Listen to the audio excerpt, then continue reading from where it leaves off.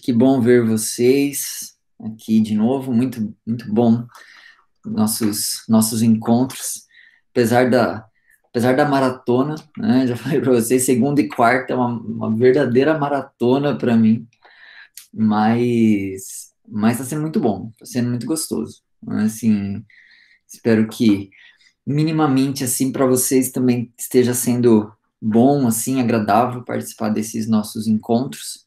Para mim está, né? Para mim está sendo muito bom ter esse contato aqui com vocês e podermos trabalhar um pouco essas ideias, né, encantadoras, fascinantes do cálculo diferencial integral, né, e num clima, né, gostoso, agradável, que a gente possa se sentir à vontade para participar, né, para falar, né, para fazer as intervenções e que a gente consiga, de fato, absorver essas ideias, né? Aqueles que já viram, que possam reafirmá-las, que possam talvez tirar as dúvidas que ficaram das vezes em que já se depararam com essas coisas aqui.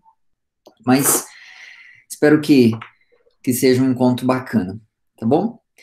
O que vamos falar hoje, né? O que trataremos hoje, né? Aliás, vocês devem estar percebendo aí que hoje eu dei uma diferenciada, né? Vou voltar para as minhas raízes e na primeira parte da aula, pelo menos, eu vou utilizar a minha lousa, meu flip chart aqui.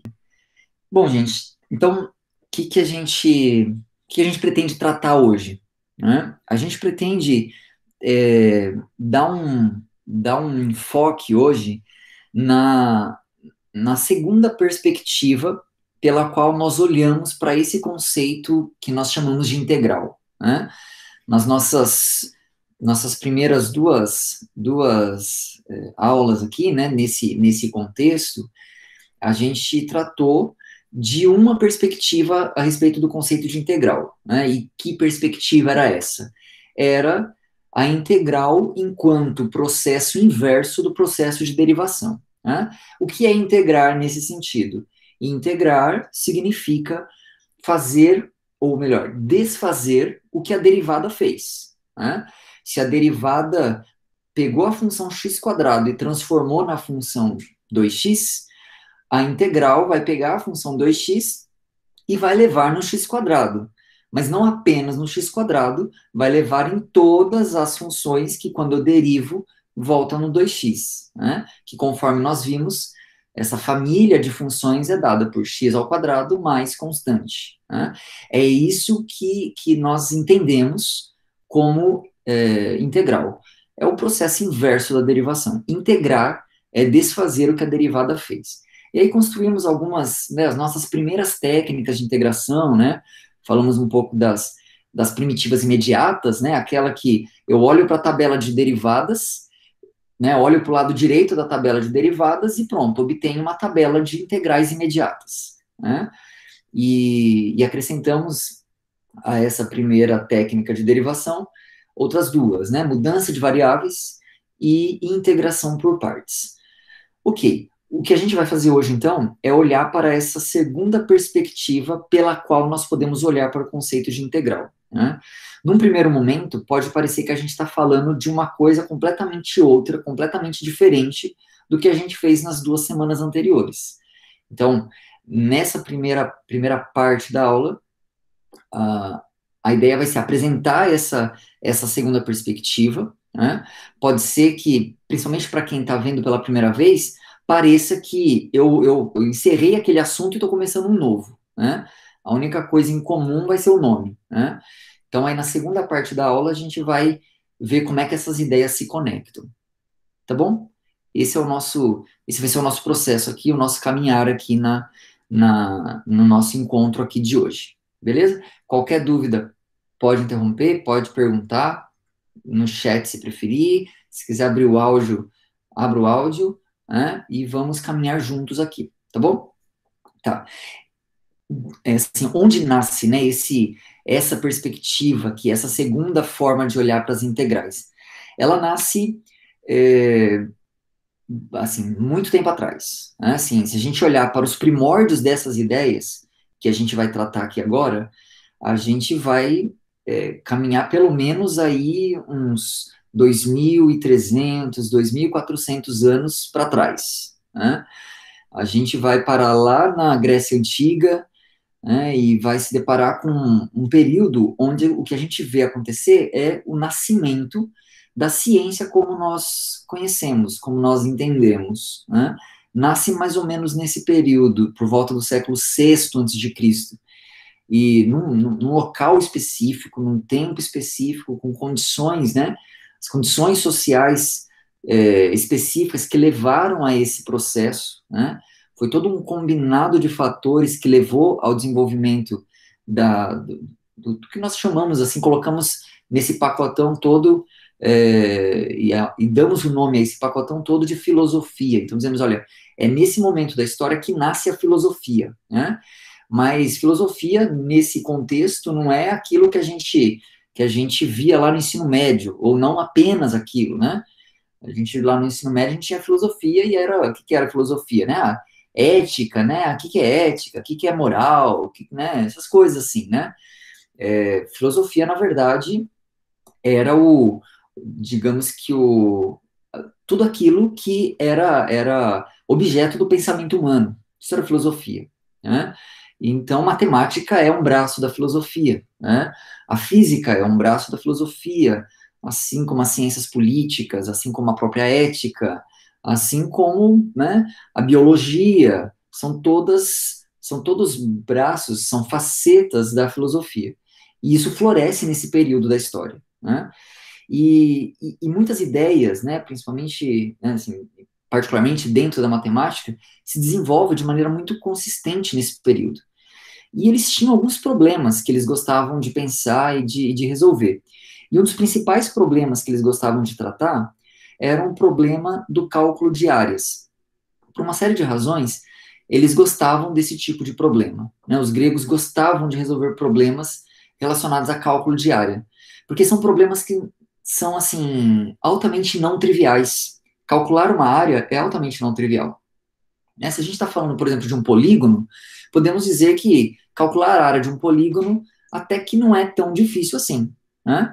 Porque como é que a gente calcula áreas? Primeiro, a gente parte de algo que é um axioma, ou seja, é uma verdade que se estabelece e que não se discute. E que verdade é essa?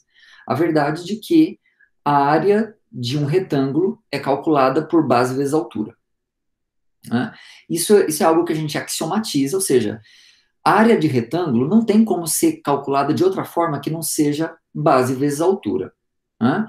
E a partir dessa aceitação desse fato, dessa verdade, né, que não é algo que se prove, é algo que se aceita, né, um axioma, a gente vai calculando áreas de outros polígonos, por exemplo, do triângulo. Como que é o cálculo área do triângulo? Eu observo que um triângulo, na verdade, eu posso duplicar um triângulo e transformá-lo no que a gente chama de paralelogramo, né? Paralelogramo são quatro lados, dois a dois paralelos, né? E esse paralelogramo, por sua vez, eu posso recortar uma pontinha dele, colar do outro lado e pronto, virou um retângulo. Ou seja, se eu sei calcular a área de retângulo, eu sei calcular a área de paralelogramo. E se eu sei calcular a área de paralelogramo, eu sei calcular a área de qualquer retângulo. Porque se eu pego um retângulo e duplico, né, faço uma cópia dele e colo nele, vira um paralelogramo. Então, sei calcular a área de retângulo, de triângulos. Qualquer triângulo, sei calcular a área. Mas e se eu quiser calcular a área de um pentágono? Bom, uma vez que você sabe calcular a área de triângulo, agora qualquer polígono você consegue decompor em triângulos, né? Se for um pentágono, quebra lá em uma quantidade de triângulos, calcula a área de cada um desses triângulos. Moral da história: calcular a área de polígonos não é uma tarefa tão difícil. É uma tarefa que a gente faz. Existe um mecanismo, um processo prático que dá para fazer e se aplica a qualquer polígono a gente faz, né? Pode dar mais trabalho, menos trabalho, mas dá para fazer. Mas o problema fica interessante e fica, assim, não trivial, quando a gente foge apenas a essa família de figuras geométricas que nós chamamos de polígonos. Quando a gente começa a ir para regiões, né, que são, que não são, assim, né, quadradinhas, que não têm lados, né? Mas que são, na verdade, regiões delimitadas por coisas mais curvilíneas, né? Por exemplo, o círculo, né? Por exemplo, as elipses, né? Por exemplo, as parábolas. Nossa, mas dá para calcular a área de parábolas? Pois é, eles calculavam a área de parábolas. Mas, claro, não de tudo que cabe dentro da parábola, porque a porção de área que cabe dentro de uma parábola é infinita, né? Mas eles pegavam a parábola, cortavam com uma linha reta e aí formavam uma região delimitada por baixo pela parábola, por cima pela reta, e aí calculavam a área dessas coisas, né? É, então, assim, né, por uma série de razões, eles se interessavam em calcular esse tipo e resolver esse tipo de problema, né? Mas, como eu falei, assim, são problemas que não são triviais, né? Por exemplo, beleza, eu sei calcular a área de qualquer polígono. A partir disso, como calcular, por exemplo, a área do círculo, né?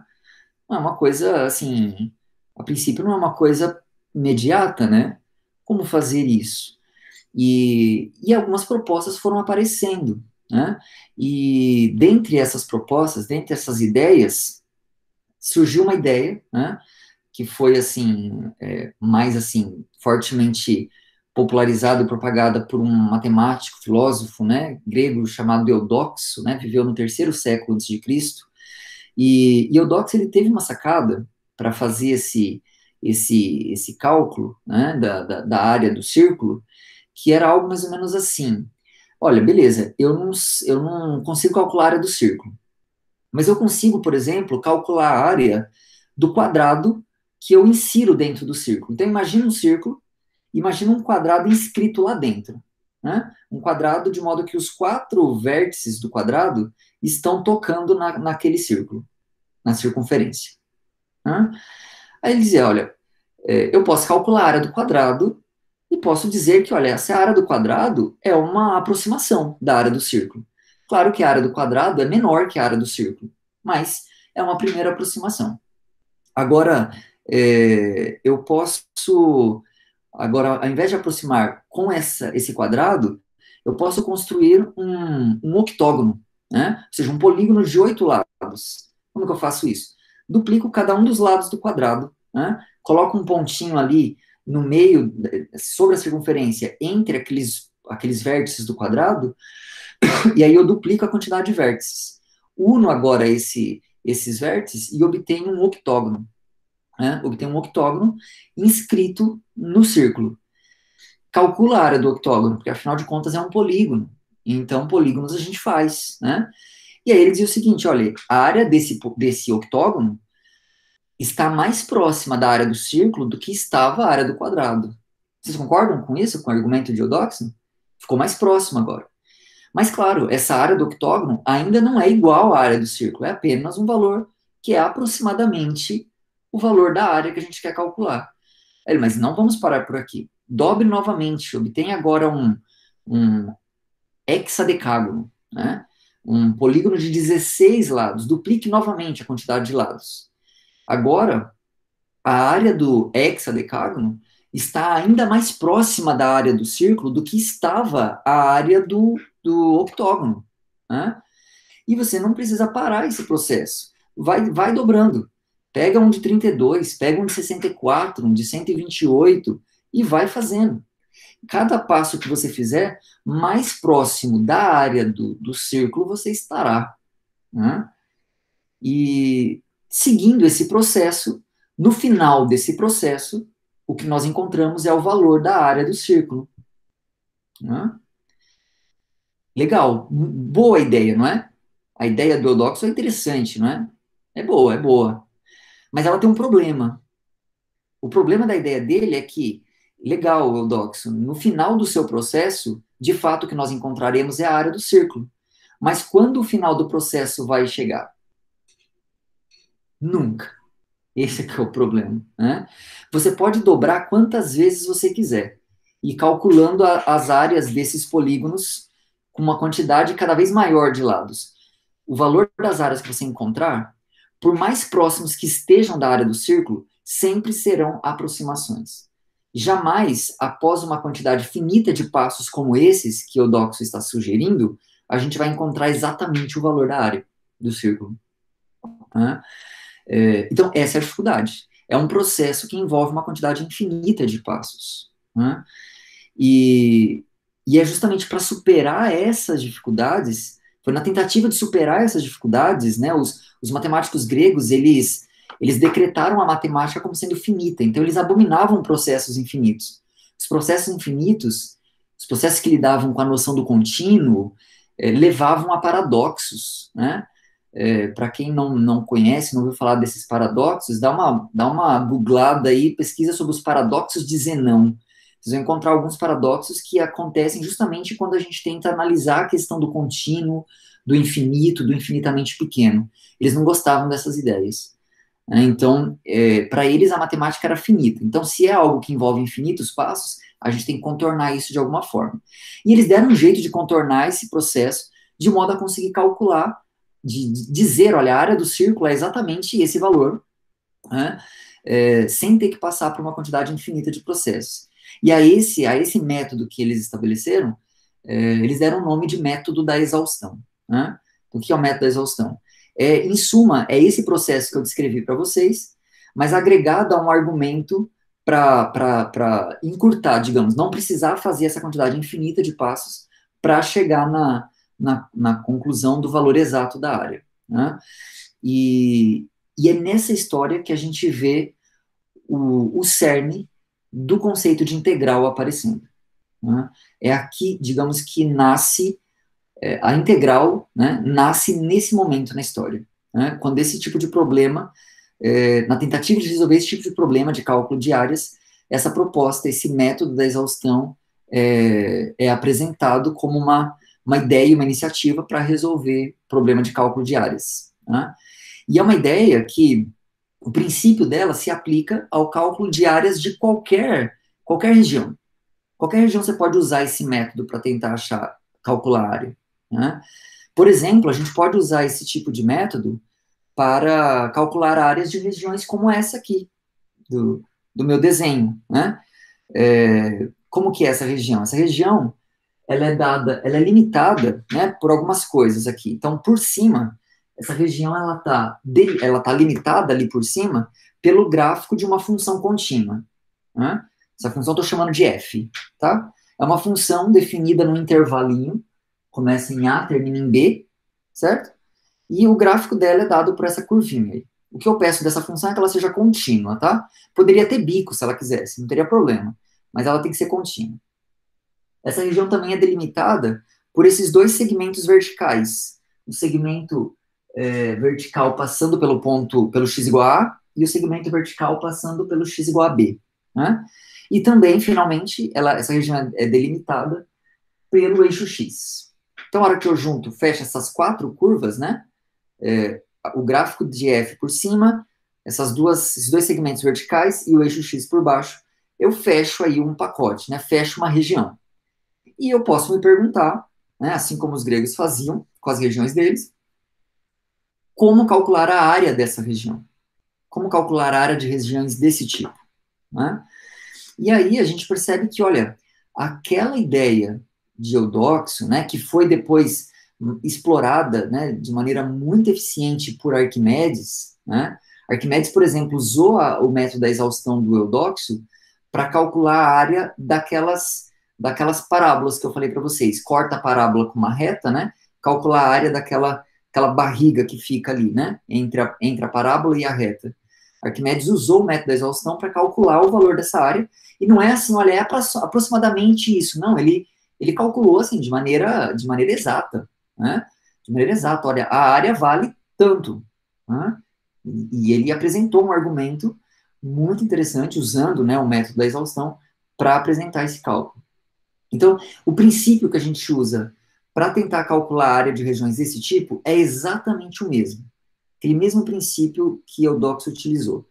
Bom, só que aqui, claro, a nossa região ela tem um formato um pouquinho diferente. Então, a gente dá meio que uma adaptada naquela ideia do Eudoxo, né? E qual é essa adaptada? Então, assim, o princípio é o mesmo no sentido de que a gente vai aproximar a área dessa região por área de coisas que a gente sabe calcular área, né? E o que a gente sabe calcular área melhor do que retângulos, né? Concordam que a gente, né, se eu conseguir construir retângulos aqui, eu posso calcular a área de retângulos tranquilo, né? Base vezes altura e foi. Então, é isso que a gente faz, né? Então, a gente vai olhar para essa área e vai tentar, na verdade, aproximar essa área por áreas de retângulos. Tá, mas como a gente faz isso, né? Então, a ideia, eu vou apresentando aqui a ideia e a gente vai tentando deixar claro como aquele princípio, né, do método da exaustão de Eudoxo é o que norteia a nossa estratégia aqui, né? Mas o que a gente faz aqui é o seguinte, eu vou aqui, por exemplo, entre A e B, eu vou colocar aqui, eu vou inserir 4 pontos intermediários, né? E onde eu vou escolher esses pontos? Em qualquer lugar, não importa muito onde eu escolho esses 4 pontos, tá? Eu vou escolher, por exemplo, um aqui, o outro aqui, um terceiro ponto aqui e um quarto ponto aqui. Escolhi 4 pontos lá, certo? Só para não deixar assim esses pontos sem nome, para a gente poder identificá-los, né? Eu vou chamar eles assim, ó. Eu vou chamar esse primeiro ponto de x1, esse segundo ponto eu vou chamar de x2, esse terceiro ponto eu vou chamar de x3 e o quarto ponto de x4. Ok? Então só dei nomes ali para eles, né? Ok. Agora o que a gente faz? Dentro de cada um desse. Então, percebam que quando eu escolho esses 4 pontos ali, aleatoriamente, tá? Vou lá e escolho 4 pontos lá dentro, né? E 4 aqui também é só um número que eu escolhi usar 4. Né? Se eu quisesse colocar 5, você pode 5. Na verdade, a gente vai ter que a gente vai ter que aumentar essa quantidade aqui, né? Mas aqui, a princípio, escolhi 4. Quando eu escolho esses 4 pontos, vocês percebem que onde a gente tinha anteriormente um intervalo, né, era o intervalo AB. Agora eu tenho 5 pequenos intervalinhos. Vocês conseguem perceber isso? Ó, agora eu tenho esse pequeno intervalinho, esse, né, esse. Então, eu dividi, né, eu dividi o intervalo AB em 5 subintervalos. Esse é o nome que a gente gosta de usar, né? Em 5 subintervalos. E beleza, o que a gente faz aqui agora? Agora, dentro de cada um desses intervalinhos, a gente escolhe um ponto. Um ponto qualquer dentro deles.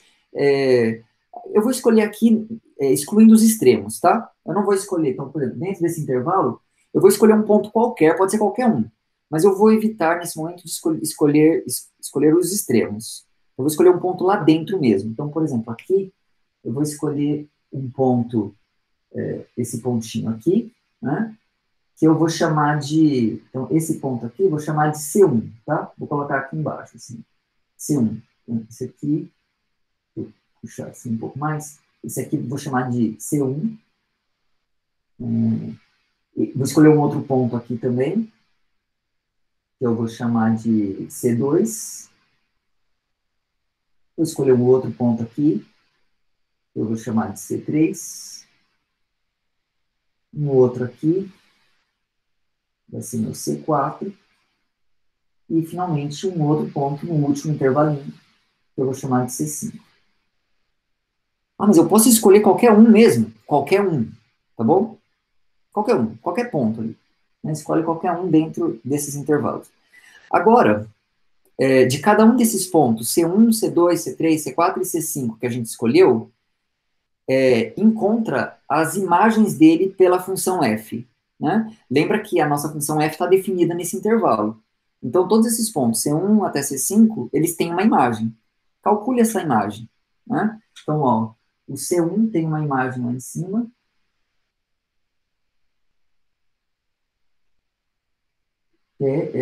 A imagem dele é esse aqui, ó.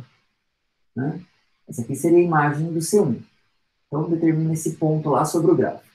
Vamos fazer a mesma coisa com C2. C2 com C3, né? C3 com C4 e com C5.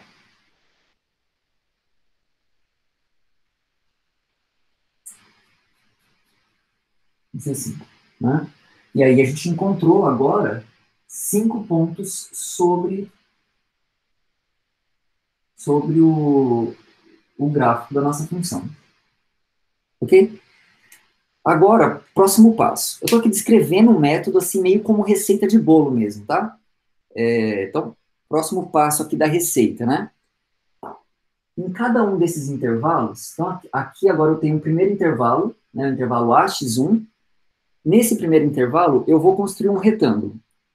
A base desse retângulo vai ser justamente o primeiro intervalo, e a altura desse retângulo vai ser o f de C1, que eu acabei de encontrar lá sobre o gráfico. Tá bom? Então, a gente vai construir esse retângulo aqui, ó. Então, ó, a base dele é o AX1, né, o do A até X1, e a altura é o f de C1. Então, o retângulo vai ser esse aqui, ó.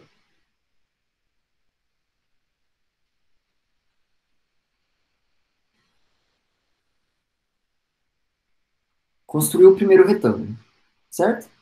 Continua visível aí? Tá dando para visualizar bem o desenho aqui? Tudo bem? Beleza.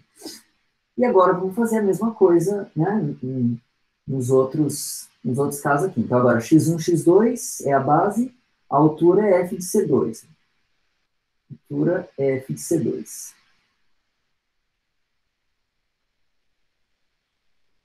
Então esse outro retângulo aqui. Mesma coisa aqui, x2, x3. Mais um retângulo. Agora x3, x4. Também aqui temos mais um retângulo.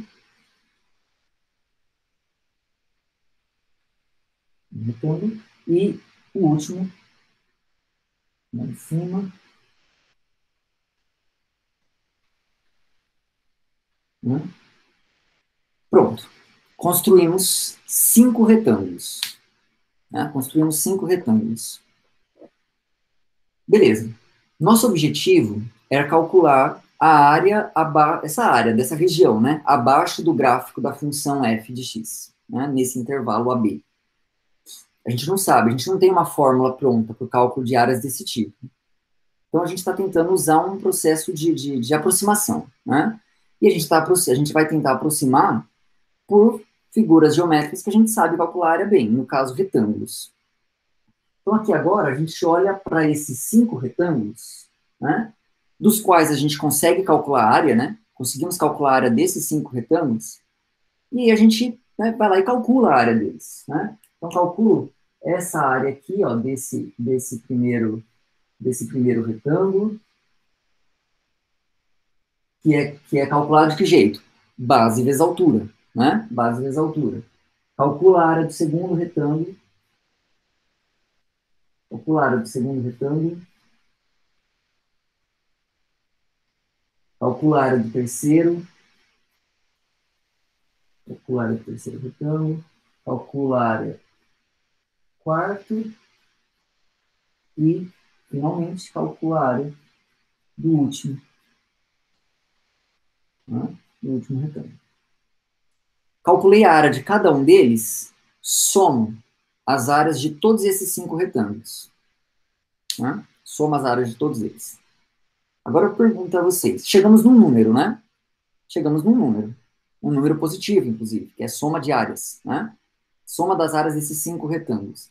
Esse número que nós chegamos, na visão de vocês, é uma boa aproximação para a área abaixo do gráfico dessa função?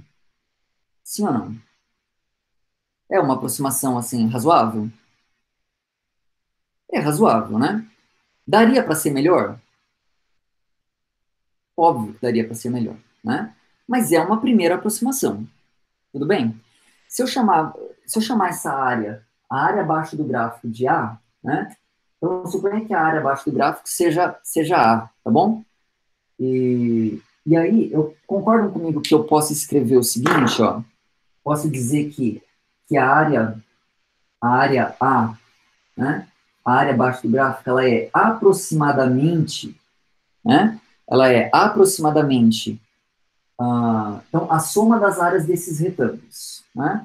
Agora, só para, assim, melhorar um pouco a notação, a gente utiliza aqui nomes, né, por exemplo, essa base aqui desse primeiro retângulo, essa base aqui, né, que seria x1 menos a, a gente vai chamar isso aqui então a gente vai chamar de delta x1, tá bom? Isso aqui vai ser o delta x1 para a gente, né? Delta, a gente usa esse símbolo delta, é a primeira letra, né, é a letra grega delta, né, maiúscula, que é a primeira letra da palavra diferença em grego. Então, por isso que a gente usa esse delta quando a gente quer fazer diferenças, né? No caso, o delta x1 é x1 menos a, tá bom? Assim como o x2 menos x1, a gente vai chamar de delta x2, né? O x3 menos x2, a gente vai chamar de delta x3, e assim por diante, né?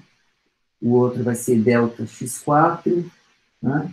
O outro, o último, vai ser delta x5, né? Ok, então a base do primeiro retângulo é delta x1. A altura do primeiro retângulo, vocês conseguem me dizer quem é? Qual é o valor da altura do primeiro retângulo? A base é delta x1. E a altura? Então, é f de C1. Concorda, então, comigo que a área desse primeiro retângulo é delta x1 vezes f de C1? Concorda? Né? Eu vou só escrever invertido. Normalmente a gente escreve base vezes altura, né? Eu vou escrever altura vezes base, só porque é o mais convencional, tá? Mas a área desse primeiro retângulo é f de C1, f de C1, vezes delta x1.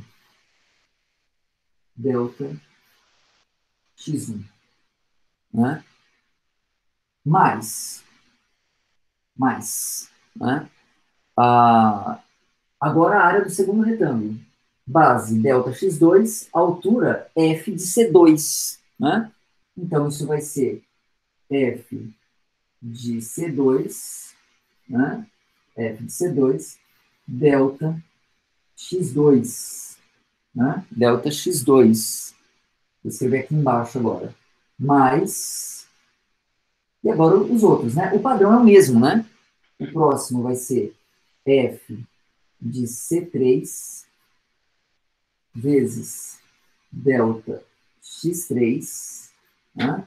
Mais f de C4 vezes delta x4, né? E o último, mais f de C5 vezes delta x5. Delta x5. Né? Beleza. Temos uma primeira aproximação, né? Uma primeira aproximação para essa área abaixo desse gráfico. É dada por esse número aqui, né? A soma das áreas dos 5 retângulos que a gente construiu. Certo? Bom, essa expressão, assim, eu usei aqui 5, então é uma soma de 5 termos, né? A gente já percebeu que, beleza, se aproximou com 5 retângulos, ficou até que razoável. Mas se fosse 6, seria melhor, não seria? Se fosse 10, seria melhor ainda, né? Se fosse 597, seria muito melhor, né? Ainda assim, se fossem 597 retângulos, ainda assim continuaria sendo uma aproximação. Não seria o valor exato da área, mas seria uma aproximação muito melhor do que a minha com 5, né? Agora perceba como não seria chato a gente ter que ficar escrevendo. Se eu fosse fazer a aproximação com 597 retângulos, eu ia ter que escrever uma soma aqui com 597 termos, né? A gente desiste já de preguiça, né? Ah, não, eu com preguiça. Com 10 é capaz a gente já desistir, né? Então, para evitar esse desconforto, esse problema, né? Provavelmente esse cara teve problemas com isso, né? E eu estou falando aqui, não é outro, senão o grande matemático, né, suíço chamado Leonhard Euler, né? Vocês já ouviram falar de Euler? Já ouviram? Já, né? Assim, poxa, você tem que ter ouvido falar de Euler, né? Euler, Euler assim, assim, é que é muito difícil dizer que ele é o maior matemático de todos os tempos, porque lá na antiguidade a gente tem Arquimedes, que também foi um monstro, né? Mas da era moderna, ninguém bate Euler, né? Euler é o maior matemático dos tempos modernos. Então, isso com certeza. O mais produtivo, inclusive o Euler está no Guinness, como o matemático mais produtivo da história, né? Ele conseguiu publicar em todas as áreas que você puder imaginar da matemática e fora da matemática também, né? O cara é desses, assim, segunda parte do curso tem a equação de Euler, exatamente. O nome de Euler vai nos acompanhar ao longo desse curso, senhoras e senhores, né? Nós não vamos nos livrar de Euler tão facilmente. E, bom, Euler tendo também essa dificuldade, né, de notação, e, poxa, eu vou escrever uma soma aqui grande, isso é chato, né? Isso é chato. Vamos estabelecer uma notação. Aliás, Euler era ótimo com notações, né? Por exemplo, o E do exponencial, quem inventou foi Euler, né? Quem mais? O pi. Sabe quem que inventou a notação pi? A letra grega pi para denotar aquela constante da geometria? Se você tivesse que dar um chute, assim, quem foi? Quem que inventou? Né? Pode chutar, gente. Não tenha medo de errar, né? Quem você acha que foi? Que inventou a notação para o pi?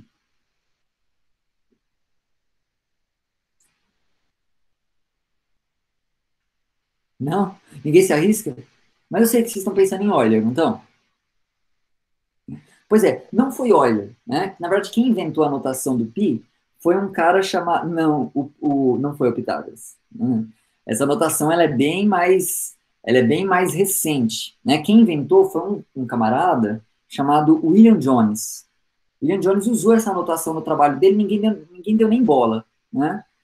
E aí, um tempo depois, o Euler viu e falou assim, nossa, legal, você está denotando a constante lá pela letra grega π, vou usar também.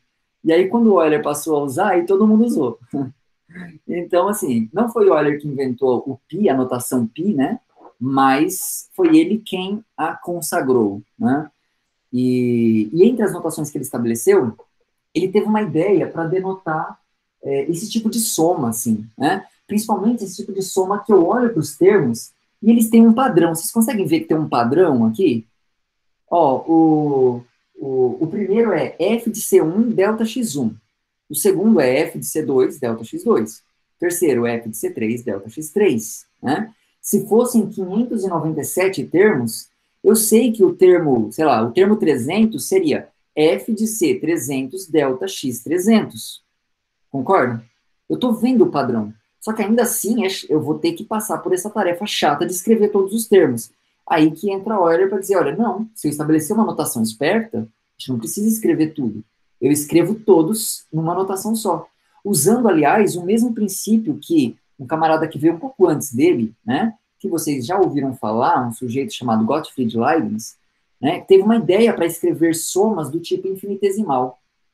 Como que Leibniz representava as somas infinitesimais? Ele usava a letra S, primeira letra da palavra soma em latim, né? Euler teve a mesma ideia, só que assim, aqui a gente não está falando de soma infinitesimal. Isso aqui é uma soma discreta, né? É uma soma de uma quantidade finita de coisas. Então, o Euler pensou, tá, eu não posso usar o S, porque S o Leibniz já usou para soma infinitesimal. Então, qual que eu vou usar? Né? Ele pensou bem, assim, bom, o delta, a diferença discreta, é a primeira letra da palavra diferença em grego, né? E aí o Leibniz foi e usou o D, que é a primeira letra da palavra diferença, em latim, para denotar a diferença infinitesimal. E ele usou o S, que é a primeira letra da palavra soma em latim, para denotar a soma infinitesimal. Agora eu preciso de uma notação para denotar a soma discreta. vou usar o mesmo princípio, vou usar a primeira letra da palavra soma em grego. Quem é a primeira letra da palavra soma em grego? É a letra grega sigma. Sigma. Então, olha, decidiu. Então, beleza, eu vou usar a letra sigma para representar somas discretas. Né? E como é que ele faz isso? Ele faz da seguinte forma. Então, ele vai usar isso, ele vai denotar isso aqui. Tá aparecendo aqui ainda, né? Não está escondido aqui. Beleza. Então, ele vai colocar lá a letra sigma maiúscula, né? A letra sigma maiúscula, que é uma coisa assim, ó. Vocês provavelmente já viram esse símbolo, né? Provavelmente vocês já viram esse símbolo aqui. Sim? Né? Essa, senhoras e senhores, é a letra sigma maiúscula, né? É uma letra do alfabeto grego, tá bom? E beleza. Aí, o que ele vai fazer aqui? Ele vai denotar com esse símbolo todos esses termos da soma de uma vez só. E ele faz isso enxergando o padrão que há nesses termos. Né? Eu percebo que, olha, o que muda nesses termos é o índice do C e do X, né? Que inclusive é o mesmo. Ó. É C1, X1, C2, X2, C3, X3. Então ele vai escrever isso de maneira genérica. Né? Ele vai escrever isso de maneira genérica. Como?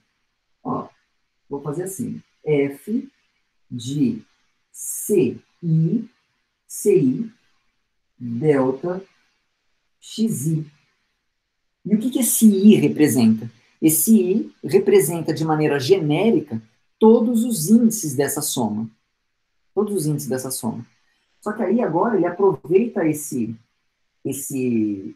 essa letra sigma e pendura na própria letra, ele dá mais informações para que a gente não tenha dúvidas, por exemplo, de quantos termos tem aqui, né?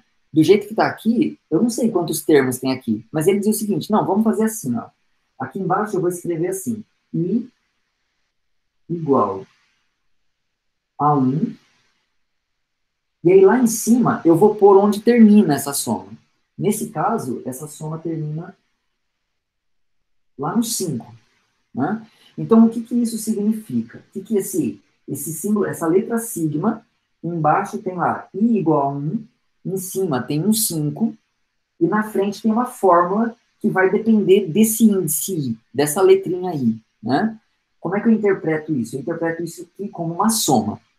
É uma soma que tem exatamente 5 termos. E como é que eu enxergo cada um desses termos? O primeiro termo é dado por substituir nessa expressão I por 1. E como é que eu sei qual é o primeiro cara? É o que está indicado aqui embaixo. Ó. I igual a 1 marca o início dessa. Né? O I começa no 1. Depois do 1 ele vai ser 2. Depois do 2 ele vai ser 3. Depois do 3, 4. E ele vai caminhar até o número que estiver indicado aqui em cima. Né? Essa daqui é a chamada notação de somatório. Né? Foi inventada por Euler para resolver esse problema de ter que escrever somas muito grandes. Tá bom? Me digam se ficou claro, gente, a notação, se a hora que vocês olham para isso, se faz sentido que isso é a mesma coisa que está escrito em cima, só que de maneira mais enxuta. Né? Agora, se eu quiser escrever aquela soma para, ao invés de 5 termos, se eu quiser colocar, quanto é que eu tinha falado? 597, agora eu faço com o mínimo de esforço, né? Ah, você quer que seja 597? Então, beleza, você vem aqui e põe aqui, ó, 597. Foi, né? Perceberam como melhorou? E aí, foi boa a ideia do Euler ou o cara é fraquinho, né? Então, é para isso que serve essa notação, para tornar essas somas com um monte de termos, poder escrever isso de maneira mais enxuta, né? Agora, usando essa notação, a gente representa essa soma com quantos termos quisermos, com uma mesma notação, né? E, de fato, o que nós percebemos aqui é isso. Quanto maior for a quantidade de retângulos, né? Ou seja, quanto maior for o número que tiver aqui em cima da notação de somatório, mais próxima a essa soma de áreas de retângulos estará da área da região que nós queríamos calcular a área, certo? Mas Por maior que seja, pode ser 597, pode ser 1 milhão se quiser. Ainda assim será uma aproximação. Quando deixará de ser uma aproximação? Quando vai deixar de ser uma aproximação? Quantos retângulos eu precisaria colocar quando for infinito? É só colocando infinitos retângulos que isso deixaria de ser uma aproximação para ser o valor exato. Né? Só que aí a gente tem aquele problema, tá? Como é que eu contorno isso? Hoje nós temos uma vantagem em relação aos gregos, em relação inclusive a Euler e Leibniz e essa galera. Nós temos já desenvolvida a noção de limite. E com a noção de limite, a gente consegue dar esse salto, né?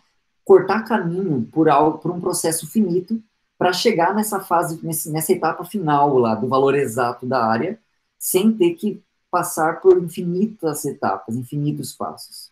E como que a gente faz isso? Pode dar spoiler? Fica à vontade, Vitor. Por favor. Não? Então é com um limite que a gente faz isso. E sabe o que a gente percebe? A gente percebe o seguinte. A gente chamou de delta xi, né? Os delta xi são as bases desses retângulos. Vocês concordam? Agora, concordam comigo que quanto maior for a quantidade de retângulos, menor será a base de cada um deles? Né? Quanto mais retângulo eu colocar, menos espaço para fazer essas bases eu vou ter. Então, menores vão ficando essas bases desses retângulos. Agora, por outro lado, vocês concordam que se eu faço essas bases se tornarem cada vez menores, automaticamente a quantidade de retângulos vai ficando cada vez maior? Concorda? Pois é isso que a gente faz. A gente agora, nesse processo de aproximação por áreas de retângulos, por somas de áreas de retângulos, a gente vai botar um limite. E nesse limite, a gente vai pegar cada um desses delta xi e vai mandar esses caras para zero. Né? A gente vai pegar essa expressão aqui, essa expressão que está aqui, e aí a gente vai pegar os delta xis e vai mandar todos eles para zero. Fazer limite para delta xi tendendo a zero. Para a gente não ter que colocar nesse limite todos os delta xis, a gente melhora isso assim, ó. Considera o maior deles. Considera o máximo dos delta xi. Né? Então, pega lá, você tem lá, aqui você tinha 5 delta xis, né? Escolhe o maior deles, né? Então, o máximo dos delta xis. E agora, é o máximo dos delta xis, é o maior desses caras que eu vou mandar para zero. Você concorda que se eu mando o maior deles para zero, consequentemente, todos os outros irão para zero também? Né? É uma forma de você não ter que mandar todo mundo para zero. Manda o maior. Se você manda o maior, automaticamente os outros, que são menores, terão que ir para zero também. Né? Concordam que na hora que a gente aplica o processo de limite, aplica o operador de limite nessa soma, mandando o maior dos delta xis para zero, o que a gente vai obter nesse processo de limite, como valor limite dessa expressão, é não uma aproximação, mas exatamente o valor dessa área? Concordam? Sim ou não? Concordam? É exatamente o valor dessa área. E aí, o processo de limite, ele é um processo que a gente consegue realizar com infinitas etapas. Né? A gente consegue calcular limites, não precisando ter que somar uma quantidade infinita de retângulos. Né? É o limite que nos ajuda a cortar essa parte de infinitas etapas. Né? É com o limite que a gente faz isso. E aí a conclusão, né, a moral da história aqui é justamente que, beleza, né, faz esse processo, coloca lá, divide esse intervalo aqui em N pedacinhos, em N subintervalos. Cada um desses pedacinhos chama essas bases de delta xi, escolhe esses CIs lá dentro de cada um, né? Soma essas áreas desses retângulos assim construídos, e agora, nessa expressão que você encontrou, calcula o limite, mandando o máximo dos delta xis para zero. O produto final desse processo, desse cálculo de limites, será a área que a gente queria calcular. Não um valor aproximado, mas o valor exato dessa área. Certo? A esse número, nesse caso aqui, nós chamamos de integral definida da função f de x no intervalo AB. Né? Então, nesse sentido, o que é a integral de uma função no intervalo? Nesse caso, como a função é positiva, a integral fornece exatamente o valor da área abaixo do gráfico dessa função. Né? É isso que é a integral. E aí você pode dizer, tá, mas como assim, né? Integral, até semana passada você estava falando que era inversa da derivada. Agora você me vem com essa história de que integral é área? Decida-se, ora bolas, né? Ou integral é inversa da derivada, ou integral é a área. Como é que vai ser as duas coisas? Né? Como é que vai juntar essas duas ideias? A resposta é teorema fundamental do cálculo. É ele que conecta as duas ideias. Né? É com o teorema fundamental do cálculo que essa ideia de cálculo de áreas ela se harmoniza com aquele princípio de integral como inversa da derivada. Certo? É com o teorema fundamental do cálculo que essas duas ideias se abraçam e, de fato, a gente vê que, olha, realmente é a mesma coisa. Né? É a mesma coisa. Gente, vou aproveitar aqui, antes da gente fazer aquela pausinha, né, para descansar um pouquinho, eu vou só destacar para vocês a notação que a gente usa para essa área, né? Como é que a gente denota isso? E vou tentar ver se a gente consegue enxergar o porquê, a intuição, né, por trás dessa notação. Então, deixa eu virar aqui. Então, vamos lá. Deixa eu colocar aqui de novo assim um desenho. X, f de x, x, f de x, e vou mudar de cor, porque essa aí não está funcionando direito. Vou fazer o gráfico aqui da nossa função.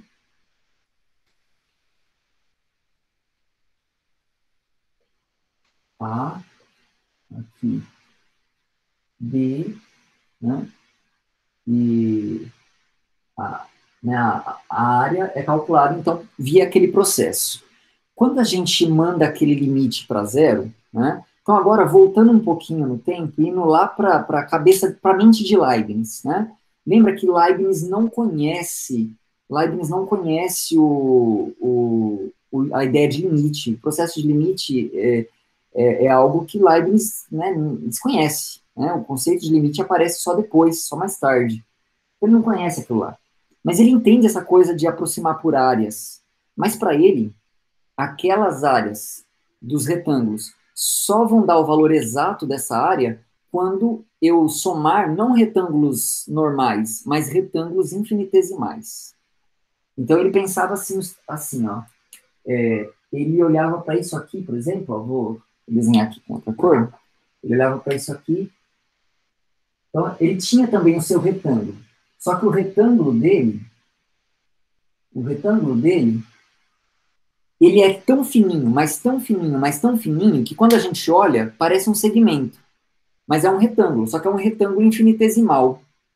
A base desse retângulo infinitesimal é um infinitésimo, que ele chamava de dx. De dx. Né? Lembra que dx é a diferença do cara que veio imediatamente depois do x e x. Né? E a altura desse retângulo é f de x. É f de x. Né? É f de x. Então, ele tem lá, aqui eu estou desenhando um retângulo infinitesimal, tá? A área desse retângulo infinitesimal, vocês concordam é calculada assim? Então, base vezes altura, né? Vai ser f de x vezes dx. Me digam se concordam que a área desse retângulo infinitesimal... Beleza, Marcelo? Aquele compromisso, né? Tranquilo. Assiste lá depois. Obrigado, viu, pela presença. Vocês concordam que a área desse retângulo infinitesimal, né, que é base vezes altura, vai ser f de x dx? F de x é a altura e dx é a base. Concordam? Né? Só que essa é a área de um retângulo infinitesimal. Para eu obter o valor da área, o valor total da área, que eu tenho que fazer com esses retângulos infinitesimais? Aqui tem um, aqui tem outro, né? E aí eu cubro essa região com esses retângulos infinitesimais. O que eu tenho que fazer com esses retângulos, com essas áreas de retângulos infinitesimais, para obter a área total da região? De soma. Mas é uma soma discreta ou é uma soma infinitesimal? É uma soma infinitesimal. Como é que Leibniz denota mesmo a soma infinitesimal dele? Né? É o S, né? É o S. Então, eu vou somar, eu vou fazer uma soma infinitesimal dessas áreas, desses retângulos infinitesimais, né? Só que essa soma não é para todos os x da reta, é só para x indo de A até B, para x indo de A até B. Então, para indicar isso, a gente pendura aqui no limite inferior o A e lá no limite de cima o B, para indicar que, olha, essa área é a soma infinitesimal para x indo de A até B dessas áreas, desses retângulos infinitesimais. Então, é razoável a notação de Leibniz para essa soma, para essa área? É, né? Aí você fala, poxa, mas essa era exatamente a mesma notação, tirando os limites, né? Tirando os limites, é exatamente a mesma notação que fazia sentido denotar lá as inversas das derivadas, não era? Lá fazia sentido. Agora a mesma notação faz sentido aqui. Só isso já é um indício legal de que, olha, realmente, parece que essas coisas têm a ver uma coisa com a outra, né? Mas vamos dar a cartada final na segunda parte aqui da nossa aula. Então, isso aqui seria a área, né? Isso aqui seria a área. Então, claro, gente, é a área, nesse caso, quer dizer, essa expressão, né, que nós vamos chamar de integral definida de A até B de f de x, né, de f de x dx, só é a área porque a função é positiva no intervalo todo, né? Se a função fosse negativa, o valor desse número seria negativo, seria um número negativo. Esse número negativo também tem relação com a área, só que a relação esse número seria a integral, nesse caso, a integral definida, seria menos a área. Né? Se, por exemplo, o gráfico da região, o gráfico da função, tem porções que é negativa e porções que é positiva, a área, se você quer calcular a área que fica delimitada por esse gráfico, você tem que fazer menos a integral das partes que estão para baixo, mais a integral das partes que estão para cima, né? É assim que a gente calcula a área. Mas esse cálculo aqui, ele enxerga o sinal, né? Quer dizer, se o f de x for negativo, isso aqui vai dar negativo, né? Então, de fato, isso aqui, nesse caso, é a área, exatamente a área, porque tá, né? Porque a função aqui é positiva. Beleza?